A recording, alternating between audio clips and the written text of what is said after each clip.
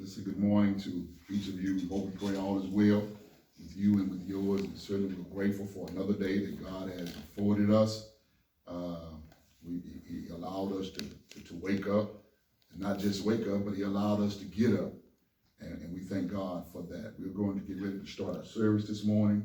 I'm going to ask that you continue to be prayerful for our own Sister Mary Rao, who was in the hospital this time last week, but she came home. She's doing better, and we're thankful for that. You continue to remember Sister Thelma Turner, her and her sister, who's under hospice care. So let's continue to lift that family up in prayer. And then when you're praying, if you'll remember Mr. and Mrs. Riley, live down near the Houston area.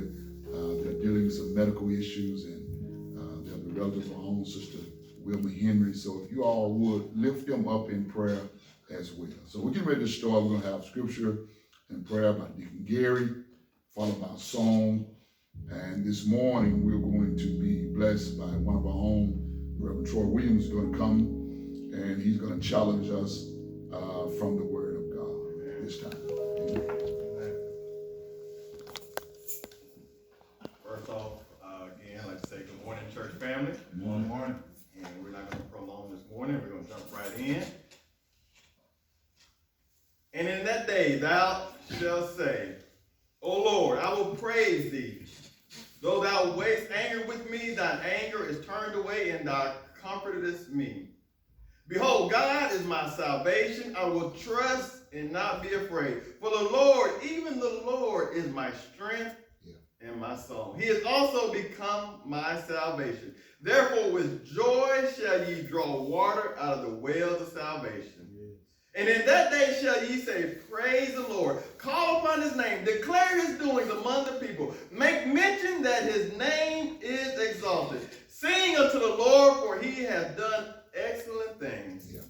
This is known in all the earth. Cry out and shout, thou inhabitant of Zion, for great is the Holy One of Israel in the midst of thee. I have read for you this morning from Isaiah 12, verses 1 through 7. May the Lord add a blessing to the hearers and doers of his holy word. Amen. Eternal God, our Father,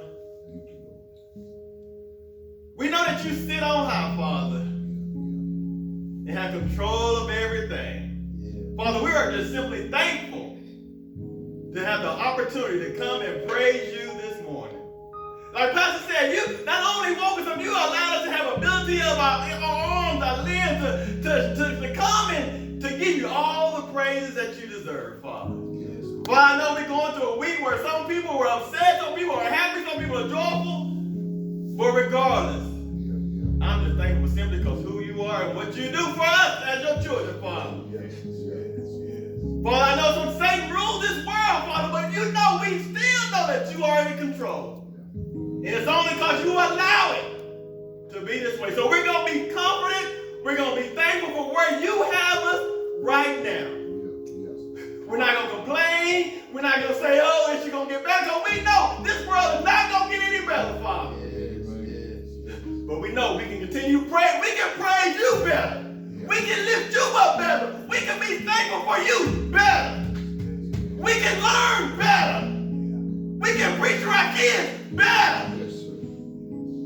Father, you're an awesome God, and we're truly thankful for that. Father, bless the ones who are here today. Bless the ones who will be watching you today and listening to your word, that they can be open up our minds, open up our hearts, that we can be filled and have the opportunity to learn more from you, Father. Father, we're going to continue to pray for people that are sick and shut in. Lift them up. Give them what they stand in need for. We're going to praise our choir. We're going to sing songs down to you, Father. Father, we're thankful for our pastor who's going to preach this uncompromising word today. But Father, first of all, let us be remiss.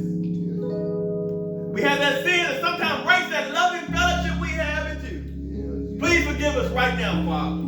Because we know we want to be covered. We want to have that loving arms around us, Father. And we want to be guided by you. We pray this in Jesus' name we pray. Amen.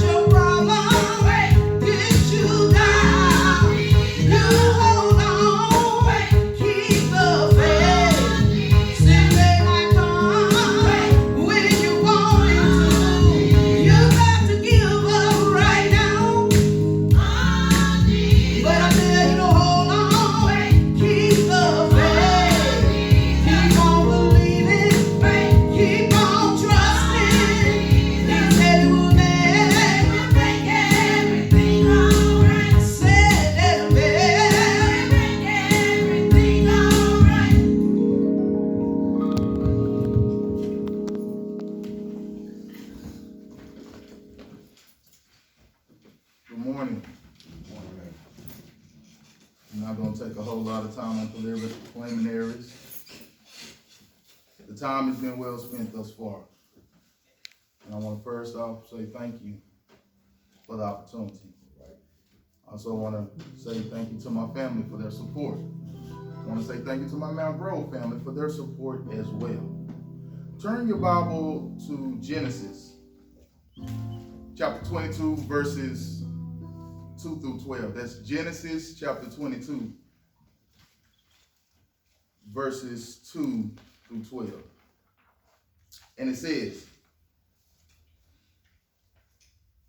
"And he said, Take now thy son, thy only son, Isaac, whom thou lovest, and get thee into the land of Moriah, and offer him there for a burnt offering upon one of the mountains which I will tell thee of. And Abraham rose up early in the morning and saddled his ass and took 2 of his young men with him and Isaac his son and a cleave of wood for the burnt offering and rose up and went unto the place of which God had told him. Then on the 3rd day, Abraham lifted up his eyes and saw the place afar off. And Abraham said unto his young men, Abide ye here with the ass, and I and the lad will go yonder and worship and come again. And Abraham took the wood of the burnt offering and laid it upon Isaac his son. And he took the fire in his hand and a knife, and they went both of them together. Isaac spake unto Abraham his father and said, My father. And he said, Here I am, my son. And he said, Behold, the fire and the wood. But where is the lamb for the burnt offering? And Abraham said, My son, God will provide himself a lamb for a burnt offering. So they went both of them together. And they came to a place which God had told him of. And Abraham built an altar there and laid the wood in order, and bound Isaac his son, and laid him on the altar upon the wood. And Abraham stretched forth his hand and took the knife to slay his son. An angel of the Lord called and said unto him out of heaven, and said, Abraham, Abraham. And he said, Here I am. Let us pray. Eternal God, our Father, I come before you as humble as I've been taught, with my eyes closed and my heart wide open to you. First and foremost, saying thank you. Thank you, Lord, for giving us the opportunity to come together to lift you up. Lord, I can just name a number of churches that doors are closed right now, that the building it cannot even be entered. So thank you, Lord, for allowing us to have this time to feast on your word. We're just praying, Lord, that we get the nutrients that we need from your word today. Because, Lord, we got a long week ahead of us. So help us to be able to redigest your word throughout the week, whatever the challenges may be. Lord, forgive us of our sins, because we know, Lord, that sin breaks the fellowship. The wages of sin is death, but the gift of God is eternal life. And that's why we're here this morning, Lord, just to say thank you for that precious gift. Thank you for the gift that keeps on giving. In Jesus' precious name we pray. Amen. So one of the most profound statements that we've heard behind this pulpit is that as believers, we should have a third eye. That's what we've heard many times before. We should have a third eye. And a third eye should give us a 3D, or better yet, it should give us a 4D view of this world and the church's role in this world, and the establishment of God's kingdom in the future. Now, I know many of y'all saw the election, but did y'all see it through y'all third eye? So that the believer has that opportunity to have a third eye. How can you know where the Lord is leading you if you can't see where you're going? The Bible says in 1 Corinthians chapter 12, verse 13, he that have an ear should say, if the ear should say, because I'm not the eye, am I not part of the body? What good am I? What good is the body if you got eyes but you have no ears? What good to have your senses if you can see but you can't hear? The third ear will let you know stuff that your physical body can't tell, your physical ears can't tell you. And this morning, I'm going to spend a lot of my time talking about that third ear. Hebrew talks about that inner ear, that circumcised ear. It also talks about that third eye. Every believer has the capacity to have a third ear, because there are certain things that God wants to tell you. Now, one thing that third ear is never going to tell you, that third ear is never going to tell you anything contrary to God's word. Elijah said it sounded like a still small voice. Somebody else might say it sounded like their grandmama speaking. Somebody else might say, I don't know exactly what it is, but it's the unctioning of the Holy Spirit leading and guiding us on our way. It's really similar. I've been in Dallas all my life, right? I've been in Dallas all my life, and I still have to use my GPS system. I still have to get directions. And that's how God wants to lead and guide us, just like that navigation system in our car. You know, many times I'll be driving, I'll be listening to my music or whatever, and I miss an exit, and the GPS will tell me, you just missed the exit, fool. Take the next exit. Turn around and get back on track. And you know what? The Lord does us the same way. Many times we're going and we miss the turns in life. And God has a way of getting us, taking the exit ramp, turning us around, and getting us back on track. I've been in church all my life. And I've noticed one thing. It's basically two types of believers. Now you have one type that is what you will say, they have an aesthetic view of God. They feel God. They want to come into church to feel the atmosphere. They want to come into God's house. So they have a relationship with God so they can have a one-sided conversation where they tell God all their burdens and their needs, but God don't get to say nothing back. They have a one-sided conversation. They don't truly believe that God can speak right now into their life. They don't truly believe that God has a word for them right now. So you have one believer like that. But then you have the other believer that think they spend time talking to God all the time. The Lord told them which parking space to take at the grocery store. The Lord told them which apple to pick at the grocery store. The Lord told them to tell the dog this. The Lord told them to tell you that. They speak to God all the time. And somewhere in between, there's a balance where God is speaking to us on a regular basis, but he's speaking to us about his word. Here you have in the text one that is having a conversation with God. Abraham was God's friend, and God invites him into this particular passage, experience. And if you look at chapter 22, it's full of the reflection of Jesus going to Calvary's cross. It's an Old Testament foreshadowing of the deliverance of our Savior. It has so many similarities and metaphors to our Lord's sacrifice. But I want to spend a little time talking about a little bit different than that. And it's the subject matter of this particular text this morning. Your spiritual hearing test.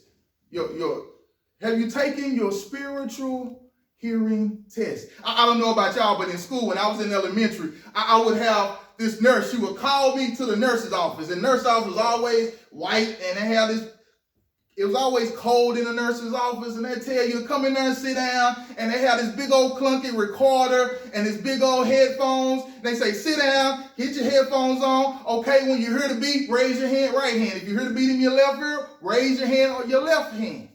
And so that's how they would take your hearing test. And they would always do it in school, because how are you going to be able to learn in school if you can't hear it in school? And so the first thing they would always do to everybody is you would take a hearing test almost every year. And I'm afraid we have some believers that's been in church all their lives and they ain't heard a word from the Lord. They need to take a spiritual hearing test. I just said every believer has the capacity to have a third ear, but you got to be able to have that hearing test. You got to be able to hear the unctioning and the leading of the Holy Spirit. Verse 2 says, and he said, take now thy son, thy only son, Isaac, whom thou lovest, and get thee into the land of Moriah, and offer him there for a burnt offering upon one of the mountains which I will tell thee. So one of the things that we notice about God, that God is not always big on details. God is not always big on details. Sometimes. Now, there are times when God is big on details. Noah's Ark, he was big on details. The Ark of the Covenant, he was big on details. When he helped Paul write most of the New Testament, he was big on detail, but sometimes God don't always give you all the details. And here you have a picture of God putting Abraham on a journey and not giving him all the directions he needs to get where he needs to go. You look at the end of the verse, it says, for a burnt offering upon one of the mountains, which I will tell thee. Can you imagine Abraham coming home to Sarah and saying, Lord, that son that you waited till you was 90 years old to have, and I waited all my life to have, that the Lord promised us that you was going to give us, you know, the one, when the Lord told you, you started laughing at that promised child, the one that we had that incident with Hagar, that child right there. The Lord just told me to sacrifice him. He told me to kill him. How you think that would have went over with Sarah? She'd be like, you okay, honey? You all right? We did all of this, and now you're going to kill the son that we've been praying for all these years? The least the Lord could have done was gave him a couple of details. Just let him know exactly what's going on here. But the Lord told him to go. And anytime the Lord is going to do something in your life, many times he won't give you the details. See, God is more concerned about the destination than he is. He's more concerned about the journey than he is the destination. We get so caught up on the journey, we get so caught up on the end that we don't take time to think about the destination. Can we remember and reminisce about all the things we had to go to get to the destination? What you had to go through to get that college degree, what you had to go through to get that child through college, what you had to go through to get that job or that promotion. It's the journey that we ought to be praying about. Lord, just don't get me to my destination, but Lord, help me to learn along the way. Verse 3 says, and Abraham rose up early in the morning and saddled his ass and took 2 of his young men with him, and Isaac his son, and clave of wood for the burnt offering, and rose up and went unto the place of which God had told him. So Abraham was obedient to God's call. Like I said, one of the interesting things about this hearing test is that when they call you into the nurse's office and give you a hearing test, you know, if you want to get out of class for a little while, you can act like you can't hear it. You know, for a second though, you can act like, if you just don't want to go to class, don't tell the kids, don't do this. I'm just saying. See, for them to be able to test or assess your hearing, you have to be obedient to the instructions of the nurse. And that's the same thing in verse 2. Verse 2, God said, hey, go kill your son. I'll tell you where when you get there. No details. Verse 3, you see what? Abraham rose up early. Obedience. Obedience. God told him to go, and he went. And I don't believe he told Sarah. I just don't believe he told Sarah. The Bible says he went. The Bible said God told him to go, and he went. And now we have Abraham walking by faith. And can you imagine him walking by faith, not knowing where he's going? And he has his servants. He got his son, and they going to a place. But he didn't know where. And many times he was leading them. As leaders, people look to leaders for what? A plan. We look to a leader for what? Action, for some answers. But what we fail to realize many times that God don't need our plans. God doesn't need our plans. He didn't need our plans to set up the cosmos. He didn't need our plan to establish the seas. He didn't need our plan to lay the very foundation of this world. He didn't need our plan. I mean, if you really want to make God laugh, tell him your plans. We had a whole lot of plans at the beginning of this year. We had plans for our career. We had health plans. We had vacation plans this year. And what happened? He got wiped right away by the hand of God. He is the omnipresent one. He is the omniscient one. He is the omnipotent one. He is infallible. He is immutable one. He is the sovereign one. He is God all by himself. And he don't need our plans. So we have to be attuned to his voice. And I'm gonna use the words, because I eat the same thing y'all eat. So I'm gonna use the words I hear in Bible study. I'm gonna use the words I hear on Sunday. Because I eat the same thing y'all eat. And so in verse 4, you have, it says, then on the 3rd day, Abraham lifted up his eyes and saw the place afar off. Sometimes he didn't know where he was going in verse 3, but in verse 4, he can see the Lord's hand afar off. And when you're taking that hearing test, sometimes the beats can sound like they're real close to you, but sometimes that beat seems like they are far off. And many times the Lord is speaking to us, and his voice is not as strong as it used to be. And it might be a little faint, but as we keep walking by faith to our destiny, that sound will get more distinct. His voice will be more louder in our life as we walk by faith in obedience to his word. And so verse 5 says, and Abraham said unto his young men, abide ye here with the ass, and he laid, and the lad will go yonder and worship and come again. Everybody can't hear what you hear. You know, the thing about the hearing test is, it's what? It's one at a time. So when I go in and take my hearing test, that has nothing to do with what my friend can hear. And so here you have him saying, and Abraham said unto his young men, his servants, hey, I'm going to leave you with the donkeys at the bottom of the mountain. And me and my son going to go yonder and go worship. See, you can't have dedication without separation. If you truly going to live a life of faith, then you have to separate yourself to be dedicated and to be used by God. Abraham understood this. Servants, donkeys, y'all stay here. And then just check out the movement in the passage. Abraham took the wood of the burnt offering and laid it upon his son, Isaac his son, and he took the fire in his hand and a knife, and they went both them together. The closer you get to your destiny, the smaller your crowd is going to be. He had to leave some people behind to get to where God had him. And his son asked him, hey, where's the sacrifice? Dad, I did this with you before. I know where the wood is. I know where the sacrifice, I know where the altar is, but where is the sacrifice? And he said, the Lord will provide. When we're on our journey in life, sometimes the Lord don't have all the provisions for us right then and there. But we have to continue to press forward and move on. So here you have the sacrifice. The sacrifice is a gruesome scene. You have the wood from the altar at the bottom. Then you have a stone slab on top of that wood. And on top of that wood, you have a lamb that you tie to the stone slab. And here you have Abraham tying his son like a lamb to this stone slab. Now, what would happen was they would gut the sacrifice, allow the sacrifice to bleed out into a pan, and after the sacrifice bleeded out, they would set the sacrifice on fire and offer it up unto God.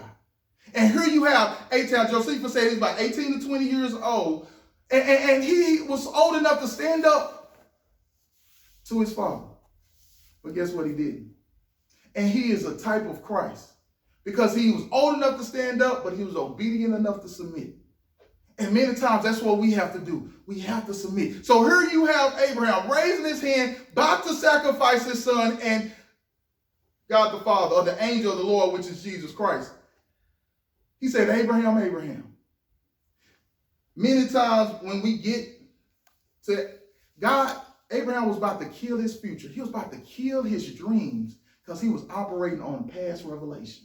The Lord had already told him, yes, the Lord told him that he was going to have to sacrifice his son, but he was operating on past revelation. And if he wasn't attuned to the voice of the Lord, he would have killed his only son. And when you're obedient to God and you're walking by faith, he always has provision for you. He said, Abraham, I don't want your son because your son's blood is impure. Your son's blood can't redeem, but my son can. Turn around. And when he turned around, he saw a ram in the thicket that he could sacrifice unto the Lord. The Lord would always provide provision for you when you walk in obedience to you. Last thing. You know, one thing about the hearing test is that everybody can't take it. That's a whole demographic of people that can't take the hearing test. Why? Because they deaf. Deaf people can't take no hearing test. They don't have the ability to hear. The Bible says, how can one hear without a preacher? There's people in your life that's deaf. You talking to them every day, but they can't hear you. They in church every day, but they deaf. They sing songs of Zion, but they deaf. It's only until you receive Jesus Christ as your Lord and Savior. In Romans 10:9, if you confess with your mouth the Lord Jesus and believe in your heart that God raised him from the dead, that thou shalt be saved. Now you have the third ear. Now you're able to hear from the Lord. And he can navigate your life wherever you may go. That hearing test, you have to take it every year in the elementary. Year after year, you have to take it. See, your hearing ain't as good as it was when you was in elementary. See, sometimes your hearing fades away, but they have to test you every year. As a believer, the Lord has to test our hearing. He has to exercise our hearing.